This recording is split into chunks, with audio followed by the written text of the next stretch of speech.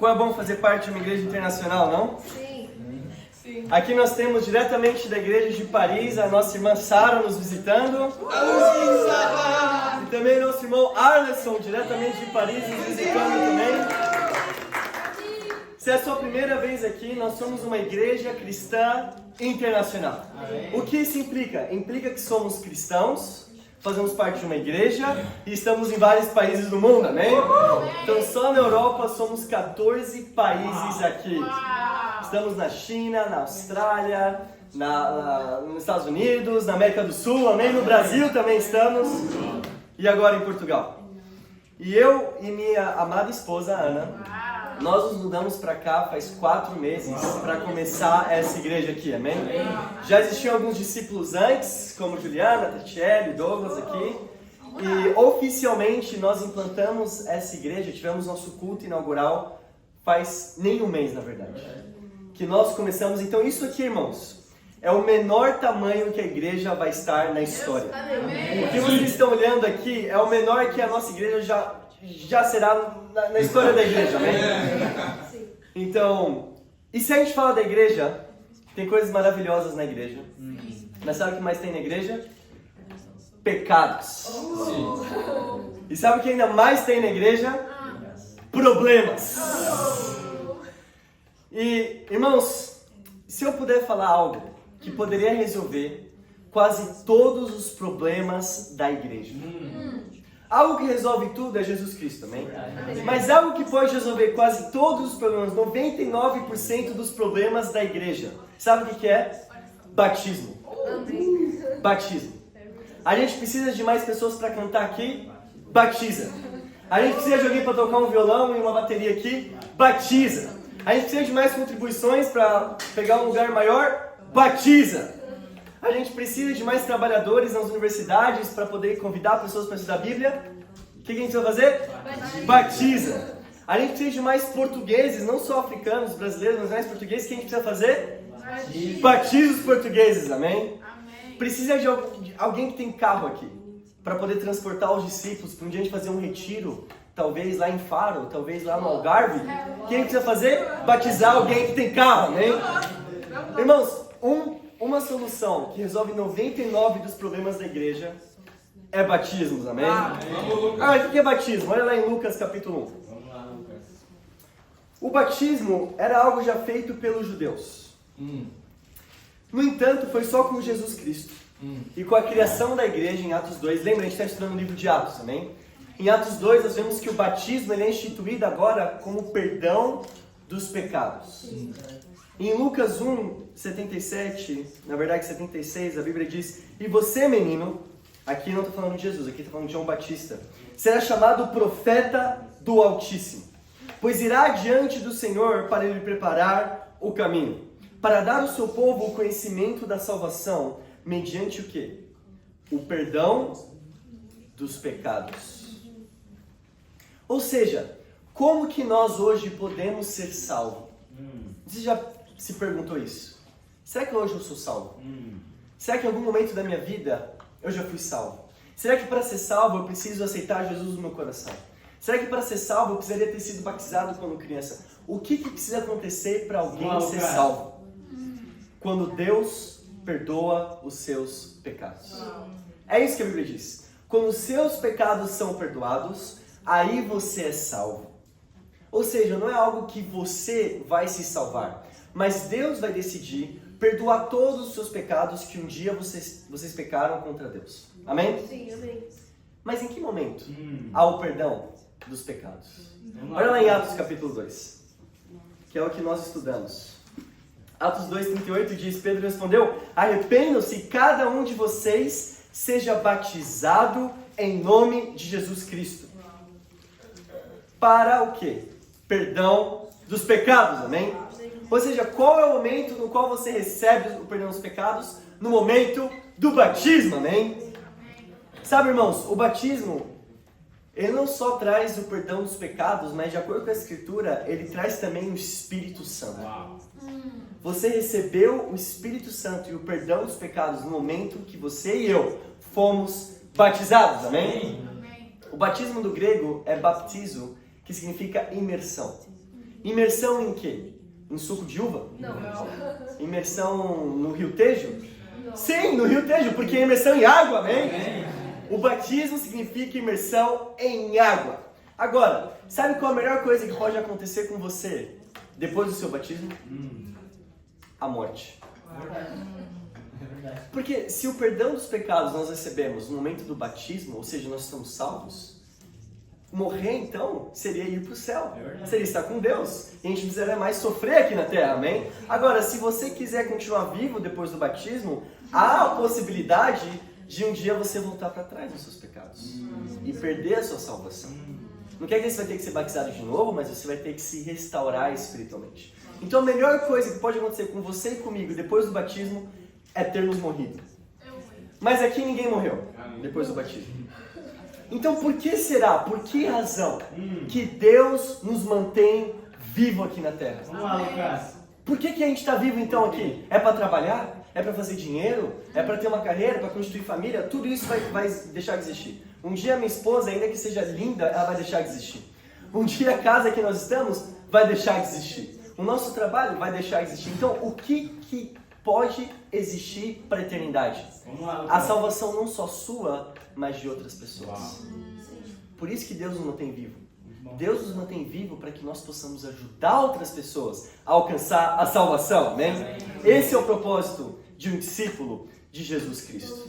E é por isso que eu abandonei a carreira que eu poderia ter um dia, depois de eu ter me graduado na universidade. É por isso que a minha esposa abandonou a carreira que ela poderia ter um dia, depois de ela ter se graduado na universidade. Nós abandonamos isso para quê? Para poder ajudar pessoas a serem batizadas, amém? Título da pregação hoje: batismos, batismos e batismos. Vamos lá. Batismos, batismos e batismos. Quer saber como uma igreja ela está bem espiritualmente? O termômetro para saber se uma igreja está bem espiritualmente? Vamos lá, irmão. Pelos batismos. Não só pela quantidade dos batismos, mas pela qualidade dos batismos.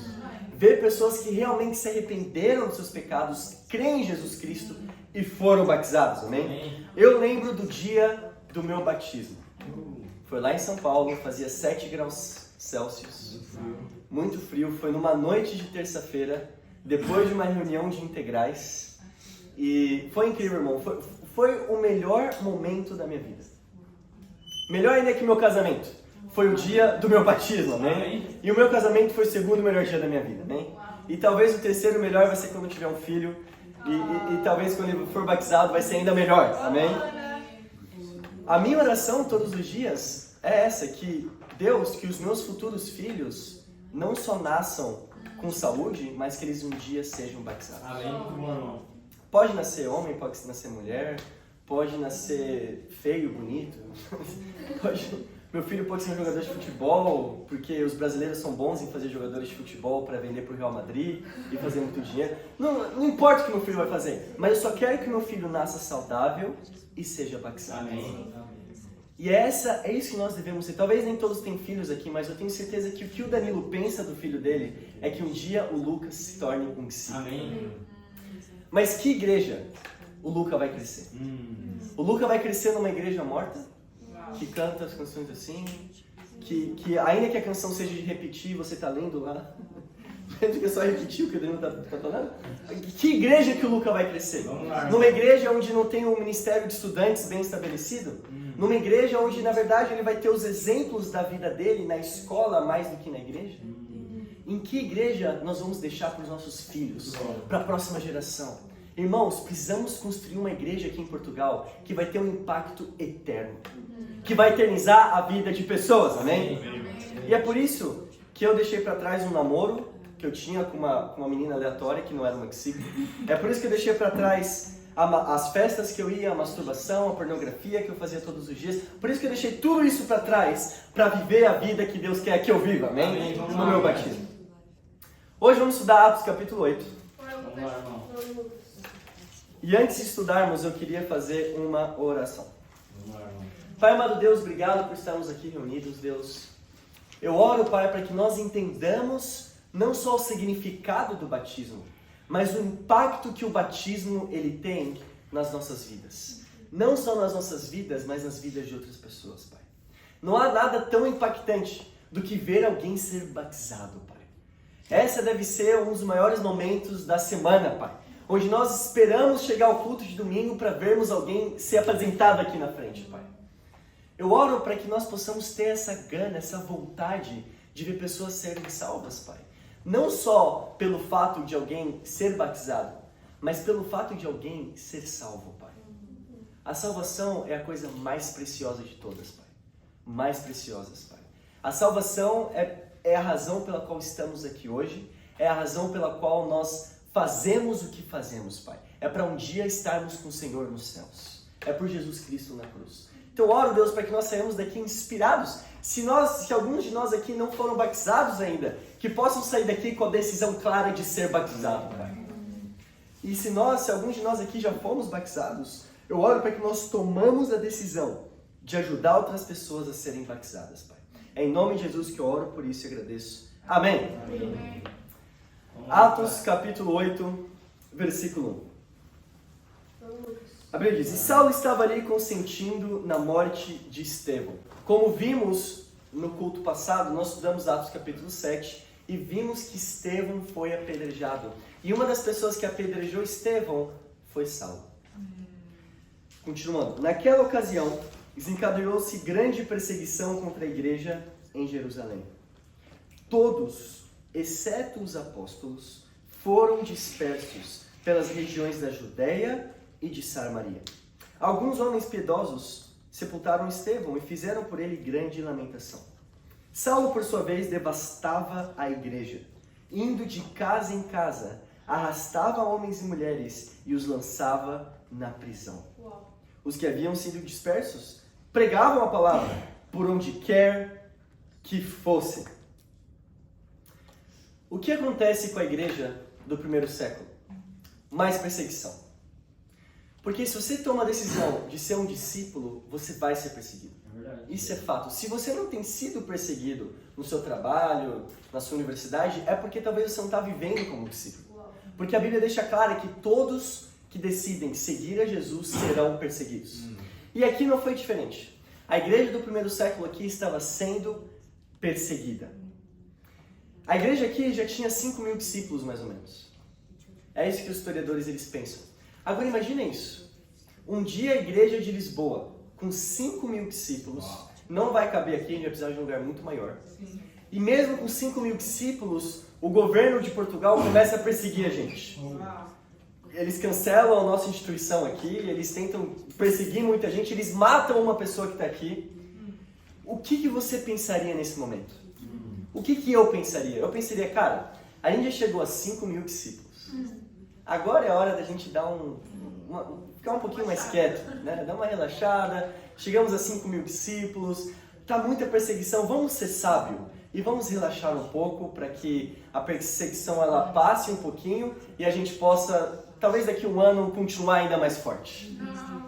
É isso que talvez eu pensaria aqui. Por quê? Porque estava sendo perseguido, mas a igreja estava muito boa aqui. Mas o que eles fizeram? Eles deixaram os apóstolos em Jerusalém e todos os outros discípulos foram dispersos para pregar a palavra ainda mais, amém? É isso que eles fazem, que eles espalham a mensagem e enviam discípulos para outros lugares. Irmãos, nós tivemos muitas vitórias aqui na igreja de Lisboa. Nós vimos a Tatiana ser batizada, amém? Que ela está bem doente, então vamos orar por ela, amém? Por isso que não está aqui. Nós vimos a Ingrid ser batizada, amém? Irmãos, foram muitas vitórias. Mas o que você vai fazer agora? Você vai relaxar? Ou você vai pegar a sua oportunidade e pensar, agora que a gente precisa crescer ainda mais. É agora que é o momento que a gente vai pegar esse impulso e crescer para Deus, amém? É isso que eles pensaram aqui. 5.000 batismos, 5.000 discípulos. Agora que a gente tem que crescer ainda mais. Amém. Um dia nós vamos nos dispersar por Portugal. Vamos para Porto, vamos para Faro, vamos para Algarve, para Évora, para Sintra, para vários lugares, amém? Amém. Vamos um dia ter a região sul de Portugal, a margem sul. Vamos um dia ter uma região lá em Carcavelos, lá perto do aeroporto, lá em Olivais, no Cais do Sodré. Um dia Portugal vai ter várias regiões. E para isso acontecer, nós precisamos que cada um de nós aqui se levante para Deus. Muito bom. Se você não é um líder de canção ainda, se levante para ser um líder de canção, amém? Se você quer pregar um dia, se levante para pregar. Eu achei muito legal o que a Sara falou, que ela chegou pro líder da igreja da França e falou: a gente precisa começar algo novo aqui. Começar um projeto do ministério de solteiros, e o líder achou legal e eles começaram. E foi incrível. Irmãos, nós precisamos disso. Precisamos que cada um de nós aqui sonhe. Não só o líder deve sonhar, cada discípulo deve sonhar, amém? Porque um dia nós teremos um pregador lá na Margem Sul, um líder de coral lá na Margem Sul, um cyber da Margem Sul, e teremos 2, 3 cultos simultâneos no domingo. Então, para isso acontecer, precisamos sonhar. E o que mais precisamos? Batizar, amém? Precisamos batizar mais pessoas. Senão a gente vai ter 2 pessoas por culto em cada região, amém? Precisamos ter mais pessoas. Mas, irmãos, pensa no seu coração. Se um dia você evangelizou, deu certo, a pessoa está aberta, você continua evangelizando? Ou você se dá por satisfeito? Se você está estudando a Bíblia com alguém e deu certo, a pessoa foi batizada, você está feliz, você continua querendo batizar ou você relaxa? Ou você descansa? Se você descansa, é porque, na verdade, a motivação pela qual você fez isso foi uma motivação egoísta. Não foi por Deus. Não foi uma ambição altruísta, mas uma ambição egoísta. Nós fazemos isso para Deus, independente do resultado. Muito bom, Lucas. Independente do resultado. Se o resultado foi positivo, o que nós fazemos no dia seguinte? Fazemos a mesma coisa para Deus com outras pessoas. Se o resultado foi negativo, se a pessoa parou de estudar a Bíblia, se a pessoa ficou triste, ou se ninguém está aberto na universidade, o que você faz? Você continua pregando. Porque o pregar não depende do resultado. O pregar, nós fazemos isso por Deus, amém? Amém. Simplesmente por Deus. Vamos ter essa convicção no que nós fazemos e não nos resultados do que fazemos, amém? Irmãos, o padrão nós não vamos diminuir. Se as pessoas não estão sendo batizadas, isso não é um problema da Bíblia. Isso é um problema da pessoa. Sim. E ponto. Nós vamos continuar pregando. Se não há nenhum batismo na igreja, amém, vamos continuar pregando a mesma coisa. Por quê? Porque a Bíblia não muda. E o padrão deve ser continuado o mesmo, amém? E eu fico muito feliz porque as mulheres aqui, elas batizaram a Tatiana, depois a Ingrid aqui foi batizada, amém? E elas não param e continuam evangelizando, amém? Amém. Isso é realmente muito encorajador. E nós homens, talvez, precisamos puxar um pouco mais, batizar alguns homens, mas mesmo se o resultado for positivo ou negativo, nós não paramos. Porque os discípulos não pararam. E porque um discípulo, ele não para, amém? Em 1 Reis, capítulo 20, Vamos lá, irmão. eu li isso no Tempo com Deus, 2 dias atrás. 1 Reis 20. É uma história aqui que eu vou pular alguns versículos. Mas no versículo 1 diz: o rei Ben-Hadad da Síria convocou todo o seu exército e, acompanhado de 32 reis, com seus cavalos e carros de guerra, cercou e atacou Samaria. Ele enviou mensageiros à cidade de Acabe, o rei de Israel, que lhe disseram: isto é o que diz Ben-Hadad: a sua prata e o seu ouro são meus, e o melhor das suas mulheres e filhos também. O que está acontecendo aqui? Nós temos um rei Acabe, que liderava as tribos do norte, as tribos de Israel, e um outro rei, Ben-Hadad da Síria, que proclama guerra contra Acabe, que é rei de Israel. Ele, Ben-Hadad, junto com outros 32 reis, proclamam essa guerra. Imagina que bizarro isso. 32 reis proclamam guerra contra um rei, que é o rei de Israel. Olha o que acontece no versículo 13. Nessa ocasião, um profeta foi até Acabe, rei de Israel, e anunciou: assim diz o Senhor, vê este exército enorme? Hoje eu entregarei nas suas mãos. Então você saberá que eu sou o Senhor. Mas quem fará isso? Perguntou Acabe. O profeta respondeu: assim diz o Senhor, os jovens soldados dos líderes das províncias o farão. E quem começará a batalha? Perguntou. O profeta respondeu: você. Aqui nós vemos que então Deus chama Acabe para aceitar o desafio de Ben-Hadad e a lutar contra todos esses reis. E os soldados mais jovens seriam aqueles que liderariam o povo para a vitória, amém? Depois aqui nós vemos no versículo 29 o que acontece. 29 diz: durante 7 dias estiveram acampados em frente um do outro, e no 7º dia entraram em combate. Num só dia, os israelitas mataram 100 1.000 soldados de infantaria arameus. O restante deles escapou para a cidade de Afec, onde o muro caiu sobre 27.000 deles. Ben-Hadad também fugiu para a cidade e se escondeu, ora numa casa, ora em outra. O que acontece aqui? Acabe, ele ganha de Ben-Hadad dos 32 reis, e em um só dia, eles matam mais de 100.000 soldados. Em um só único dia. Isso é bizarro. Ou seja, eles têm essa vitória. Como os discípulos, em Atos 8, tiveram a vitória de ter 5.000 batismos. Como a igreja de Lisboa aqui teve uma vitória de ter um culto inaugural incrível e as coisas estão acontecendo. Mas o que aconteceu depois? Versículo 31. Seus oficiais lhe disseram: soubemos que os reis do povo de Israel são misericordiosos. Nós vamos até o rei de Israel, vestidos com panos de saco e com cordas no pescoço. Talvez ele poupe a tua vida.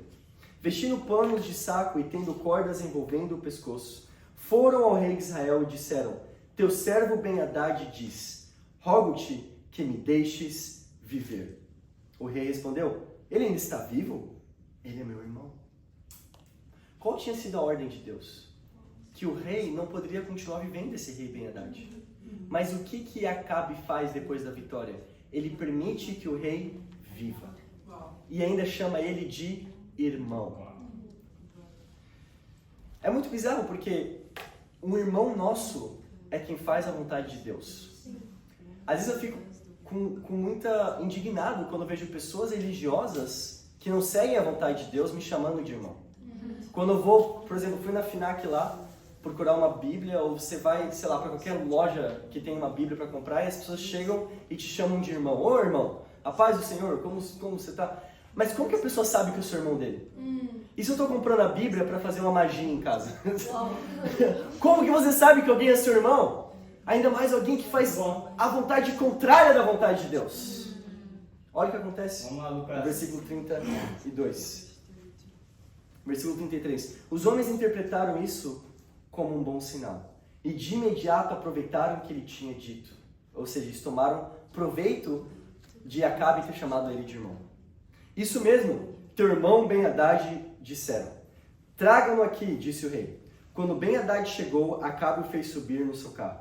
Devolverei as cidades que meu pai tomou de teu pai. Ofereceu Ben-Hadad. Tu poderás estabelecer os teus próprios mercados em Damasco, como fez meu pai em Samaria. Acabe disse, mediante um tratado, libertarei você. Então fizeram um tratado e Acabe o deixou ir. Então nós vemos aqui que Acabe, ele perde uma grande oportunidade aqui. Era só ter acabado com a vida desse rei. E ele teria feito a vontade de Deus. Olha que incrível. Eles fizeram o mais difícil, que foi ganhar de 100.000 soldados. Mas quando tinha apenas a cereja do bolo, Acabe, ele não faz a vontade de Deus. Nós precisamos aqui como igreja, irmãos, entender um conceito de momento. O que é momento? Momentum é uma força que alguma coisa adquire ao se mover. Então, por exemplo, quando você vai acelerar o carro e você deixa de acelerar, né? O carro ele continua acelerando um pouquinho. Por quê? Porque é o momento. É a força que você aplica em um objeto e depois você tira a força e o objeto ele continua por um pouquinho mais de tempo. Aqui nós vemos que Acabe perdeu o momentum aqui. Ele tinha ganhado a vitória. Ele tinha feito o mais difícil. E na hora só de terminar com Ben-Hadad, ele faz um tratado com o povo inimigo. E depois nós vemos aqui que Deus se opõe a Acabe por conta disso. Nós como igreja, irmãos, nós tivemos algo que nos moveu muito aqui. Esse culto inaugural foi incrível. Foram 61 pessoas aqui nesse espaço. Nós vimos coisas incríveis, nós vimos milagres acontecer. E agora é hora de aproveitarmos esse momento, amém? Aproveitar esse momento que a igreja teve aqui. Que Deus deu para a igreja. E com esse momento, nós vamos produzir ainda mais força e aproveitar ainda mais o momento, amém? O meu desafio para todos nós aqui é sermos frutíferos. Qual foi a última vez que você trouxe um visitante aqui no culto? Qual foi o último estudo bíblico que você liderou com alguém? Qual foi a última vez que você liderou um estudo com alguém aqui? E se só tem, sei lá, um mês como discípulo, eu quero te animar. que um mês já é o suficiente para você aprender a fazer um estudo bíblico também. Qual foi a última vez que você caminhou e ajudou alguém a estar perto de Jesus Cristo? Esse é meu primeiro ponto. O primeiro ponto é que os judeus, eles foram batizados. Em Atos 8 nós vemos que os judeus, eles eram batizados. Mas no segundo ponto é que os samaritanos, eles também eram batizados. Olha lá em Atos 8, versículo 5. Atos 8, 5. A Bíblia diz: indo Filipe para uma cidade de Samaria, ali lhes anunciava o Cristo. Versículo 6. Quando a multidão ouviu Filipe e viu os sinais miraculosos que ele realizava, deu unânime atenção ao que ele dizia. Olha o que os milagres podem fazer. Os milagres, eles chamam a atenção. O milagre moderno hoje é o batismo. O batismo é um milagre moderno. É quando a pessoa é salva, ela participa da morte, sepultamento e ressurreição com Jesus Cristo. Versículo 7. Os espíritos imundos saíram de muitos, dando gritos, e muitos paralíticos e mancos foram curados. Assim, houve grande alegria naquela cidade. Aqui nós vemos que Filipe, ele é chamado para pregar em Samaria. E esse é meu segundo ponto. Os samaritanos, eles eram batizados, amém? Agora, os samaritanos, eles eram uma mistura entre o povo judeu e o povo da Síria. Quando o povo judeu foi tomado em cativeiro pelos assírios, nas tribos do norte em Israel, os assírios, eles deixaram alguns judeus lá e eles se misturaram com o povo assírio. Então, os samaritanos, eles eram metade judeu e metade assírio, como o Murilo que está aqui. O Murilo, não sei se você sabe, mas a avó, né, do Murilo era judia. Olha que incrível isso. Então, o Murilo seria um samaritano dos tempos modernos aqui. Amém? Mas eu vejo os samaritanos como os brasileiros, no contexto que a gente está aqui. Porque os judeus, os judeus são os portugueses, nós estamos em Portugal, amém? Mas os brasileiros são meio que uma mistura entre os portugueses, com os africanos, com os indígenas, com tudo, né? Nós somos uma miscigenação. Então nós somos os samaritanos dos tempos modernos. E aqui nós vemos no versículo 9 o que acontece. Um homem chamado Simão vinha praticando feitiçaria durante algum tempo naquela cidade, impressionando todo o povo de Samaria. Ele se dizia muito importante. E todo o povo, do mais simples ao mais rico, dava-lhe atenção e exclamava: este homem é o poder divino, conhecido como grande poder. Isso nos dá muita convicção que esse Simão, ele não era povo de Deus. Ele não era um discípulo, mas ele fazia milagres. Ele fazia maravilhas. Só o fato de alguém fazer milagre não torna essa pessoa povo de Deus. Só o fato de ser para uma igreja e alguém ser curado, alguma coisa, não implica que aquilo lá faz parte do povo de Deus, amém? Versículo 12. No entanto, quando Filipe lhes pregou as boas novas do reino de Deus e do nome de Jesus Cristo, creram nele e foram batizados, tanto homens samaritanos como mulheres samaritanas. O próprio Simão, que é o feiticeiro, também creu e foi batizado, amém? Batismos, batismos e batismos. E seguia Filipe por toda a parte, observando maravilhado os grandes sinais e milagres que eram realizados. Os apóstolos em Jerusalém, lembra? Os apóstolos ficaram em Jerusalém e todos os discípulos foram dispersos. Ok? Os apóstolos em Jerusalém, versículo 14. Ouvindo que Samaria havia aceitado a palavra de Deus, enviaram para lá Pedro e João, que eram apóstolos. Estes, ao chegarem, oraram para que eles recebessem o Espírito Santo, pois o Espírito ainda não havia descido sobre nenhum deles. Tinham apenas sido batizados em nome do Senhor Jesus. Então Pedro e João lhes impuseram as mãos e eles receberam o Espírito Santo. Vendo Simão que o Espírito era dado com a imposição das mãos dos apóstolos, ou seja, hoje em dia não existem mais apóstolos, porque apóstolo significa alguém que é enviado, foi enviado por Jesus Cristo, amém? Fisicamente andou com Jesus Cristo. Então, hoje em dia não temos mais apóstolos, mas os apóstolos que tinham a autoridade de dar o Espírito Santo para alguém. Imagina que incrível isso. Você passar o Espírito Santo para alguém. Isso não existe mais, mas hoje o Espírito Santo nós recebemos no momento do batismo, amém? Amém. Versículo 18, olha o que acontece. Vendo Simão que o Espírito é dado com imposição das mãos dos apóstolos, ofereceu-lhes dinheiro. E disse, dê-me também esse poder, para que a pessoa sobre quem eu puser as mãos receba o Espírito Santo. Uau. Aqui nós vemos que Simão, ele começou bem, ele seguia Filipe por onde quer que Filipe estivesse, mas quando os apóstolos chegam, ele fica orgulhoso.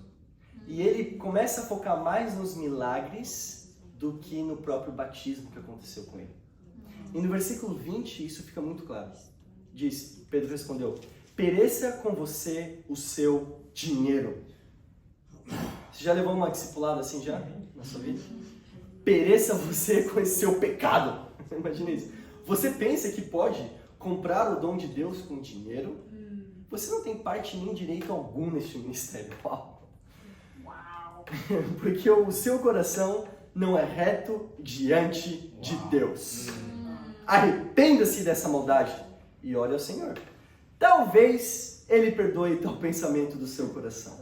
Pois vejo que você está cheio de amargura e preso pelo pecado. Então o que acontece? Simão, ele é brutalmente discipulado aqui, amém? E às vezes nós precisamos de uns discipulados desses, para a gente poder manter fiel, amém? Versículo 24. Simão, porém, respondeu, orem vocês ao Senhor por mim, para que não me aconteça nada do que vocês disseram, tentando se ausentar da culpa e deixar a responsabilidade para os apóstolos orarem por ele, né? Versículo 25. Tendo testemunhado e proclamado a palavra do Senhor, Pedro e João voltaram a Jerusalém, pregando o evangelho em muitos povoados samaritanos, amém? Aqui nós vemos que Simão, que era samaritano, ele estava muito mais focado nos milagres do que em Deus. E nós brasileiros, agora eu quero falar com os brasileiros aqui. Muitas vezes nós nos focamos muito em milagres mais do que em Deus. Porque é isso que nós vemos em igrejas religiosas no Brasil. Pessoas fazendo milagres e a gente vai lá porque é o que o Danilo falou, se a gente der R$100, vamos receber 200 depois. E o carro dos sonhos, e você vê coisas que, assim, é rir pra não chorar. Esses vídeos do Instagram, eu rio porque senão eu choro. Porque são coisas tão absurdas que a gente vê nas igrejas evangélicas por aí, que é rir pra não chorar, porque é totalmente contrário ao que nós vimos na igreja do primeiro século. Simão, ele estava mais focado em ter o poder, em ter o milagre, do que em obedecer a Deus. E é isso que nós temos que tomar cuidado aqui. Cristianismo não é sobre os milagres, mas sobre Cristo. Cristianismo é sobre Cristo. Se você quer ser batizado, porque o cristianismo pode te dar amizades profundas e verdadeiras, e realmente o cristianismo vai te dar amizades profundas e verdadeiras. Se você quer ser batizado, porque o cristianismo ele vai te dar um relacionamento, um casamento que vai ser muito bom para você, e você vai crescer com a sua esposa, com o seu marido, o cristianismo vai te dar isso.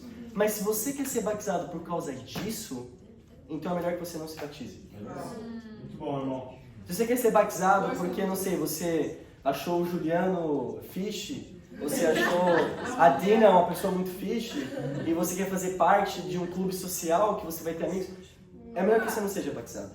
Porque o batismo é sobre Cristo. Muito bom. Não sobre os milagres que o cristianismo pode nos dar, amém? Muito bom, vamos, Lucas. Sim, é fixe estarmos juntos no sábado, é fixe visitarmos outras igrejas, né, nossas ao redor do mundo. Vai ter a conferência lá em Londres esse ano, vai ser muito fixe. Mas sabe o que é ainda mais fixe que tudo isso? To fish. Nem todo mundo entendeu. Mas o que é mais fish é to fish. Em inglês é pescar, amém? Ainda mais legal, ainda mais fish é a gente pescar pessoas, amém? Pra fazer parte da igreja. E alguém que entende muito bem isso é a Ellen que está aqui. Porque a Ellen, ela é alguém que ama o reino.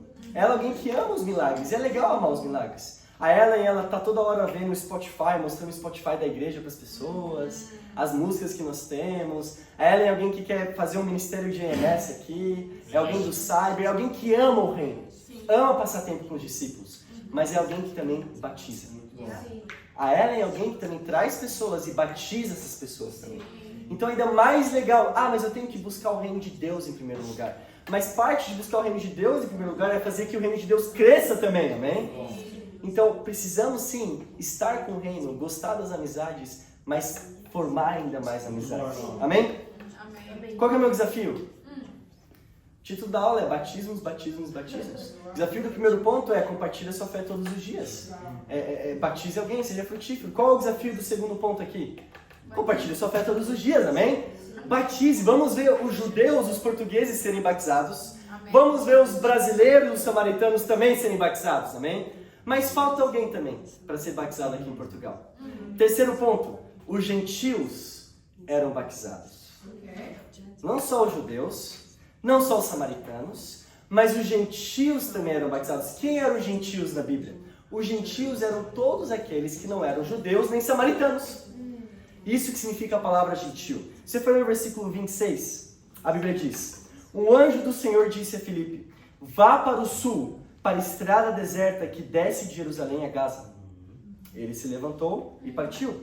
No caminho encontrou um eunuco etíope. Opa, que nação é essa? É da Etiópia? Sim. Então quer dizer que os africanos também precisam ser batizados, amém? Os angolanos, os cabo-verdianos, os moçambicanos, amém? São também príncipe e tudo mais. Versículo 28, versículo 27, ele se levantou, esse homem viera a Jerusalém para adorar a Deus. Perdão, no caminho encontrou o eunuco etíope, um oficial importante, encarregado de todos os tesouros de Candace, rainha dos etíopes. Esse homem viera a Jerusalém para adorar a Deus. E de volta para casa, sentado em sua carruagem, lia o livro do profeta Isaías. Aqui nós temos um gentil, um etíope, um africano, que ele já buscava Deus. E é isso que nós vemos em muitos países da África também, né? Os angolanos, eles já buscam a Deus. Eles sabem quem é Jesus Cristo. Algo que os portugueses, por exemplo, muitos não sabem disso ainda. Não, mas eles já conhecem, já têm uma noção do que está acontecendo. E assim como os judeus foram os portugueses, os samaritanos, os brasileiros, e os gentios, os etíopes, são os africanos, o meu terceiro ponto é que os gentios, eles também eram batizados. Ou seja, os africanos, eles também devem ser batizados. Amém. Versículo 29. Olha a história desse eunuco aqui. E o Espírito disse a Filipe: aproxime-se dessa carruagem e acompanhe. Então, Filipe estava batizando os brasileiros. Depois, ele é enviado por Deus para batizar um africano. Esse africano, esse etíope, ele era um eunuco. O que é um eunuco? O eunuco era um cargo que existia entre a realeza da Etiópia. E ele cuidava dos tesouros da rainha da Etiópia. Ou seja, era um cara que tinha um poder financeiro muito grande, amém? Era uma pessoa de um bom status social, era uma pessoa muito top aqui. Não era esse Simão, o mago aqui, que era maluco, igual um brasileiro.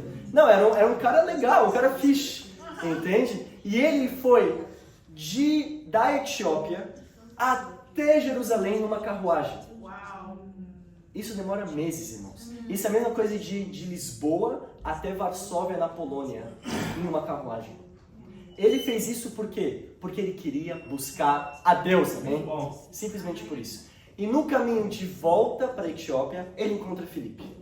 E Filipe, no versículo 30, diz o seguinte: então Filipe correu para a carruagem, ouviu o homem lendo o profeta Isaías. Ele perguntou: o senhor entende o que está lendo? Ele respondeu: como posso entender se alguém não me explicar? Assim convidou Filipe para subir e sentar-se ao seu lado.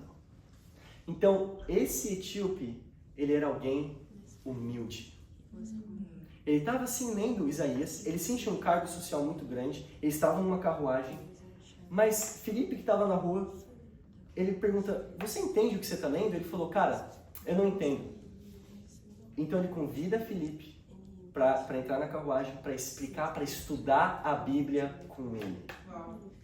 Versículo 32. O eunuco estava lendo essa passagem da Escritura. Ele foi levado como ovelha para o matadouro, e como cordeiro mudo diante do tosqueador, ele não abriu sua boca. Em sua humilhação foi privado de justiça. Quem pode falar dos seus descendentes? Pois a sua vida foi tirada da terra. O eunuco perguntou a Filipe: diga-me, por favor, de quem o profeta está falando? De si próprio ou de outro? Então Filipe, começando com aquela passagem da Escritura, anunciou-lhe as boas novas de Jesus. Prosseguindo pela estrada, chegaram a um lugar onde havia água. O eunuco disse: olhe, Aqui há suco de uva. Não. Ah, não é, né? Ok. Aqui é água. Quero só ver se estão acompanhando. Que me impede de ser batizado? Disse Filipe. Você pode, se crê de todo o coração. O eunuco respondeu. Creio que Jesus Cristo é o Filho de Deus. Assim deu ordem para parar a carruagem. Então Filipe e o eunuco desceram a água e Filipe o batizou. Quando saíram da água, o Espírito do Senhor arrebatou Filipe repentinamente. O eunuco não o viu mais e, cheio de alegria, seguiu o seu caminho. Filipe, porém, apareceu em Azoto e, indo para Cesareia, pregava o evangelho em todas as cidades pelas quais passava. Amém? Amém. Esse eunuco aqui pode ser você. Se você toma a decisão de estudar a Bíblia com quem te convidou, e não apenas estudar, mas tomar decisões práticas, se o desafio do estudo foi você ter um tempo com Deus, orar e ler a Bíblia, você faz isso. Se o desafio do estudo de discipulado foi trazer pessoas e ser um discípulo, você faz discípulos. Se o desafio de luz e trevas foi confessar os seus pecados e se arrepender dos seus pecados, você se arrepende dos seus pecados, né? E assim por diante e por diante. Se você toma essa decisão, você pode ser assim como o eunuco aqui.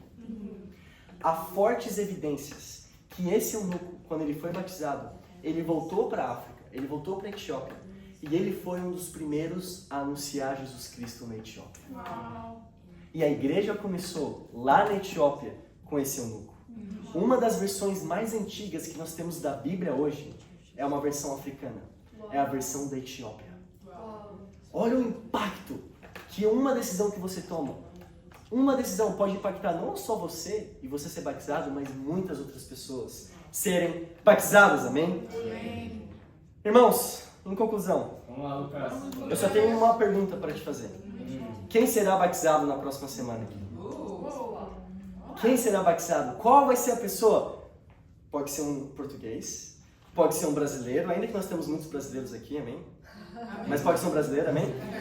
Pode ser um africano, amém? Amém. Quem será batizado? Pode ser um indiano, Amém. pode ser um paquistanês, Amém. um muçulmano, pode ser o que for. Mas, irmãos, vamos avançar a palavra de Deus aqui em Portugal.